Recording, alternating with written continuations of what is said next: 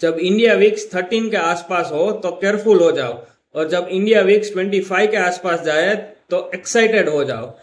कुछ सुनने में अजीब लग रहा है ना, उल्टा क्यों बोल रहा है? तो रुको समझाता हूँ। देखो, इन्वेस्टर की नजरों से देखोगे तो काफी सिंपल है।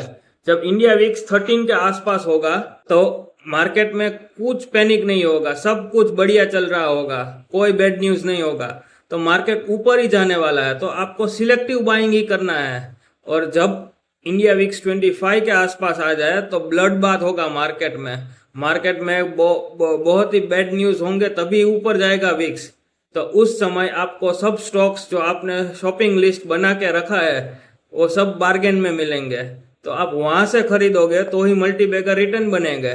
तो जब 25 के आसपास विक्स आया तो एज इन्वेस्टर आपको एक्साइटेड होना है, और वो खरीदने का मौका होगा जब सब लोग बेच रहे होंगे।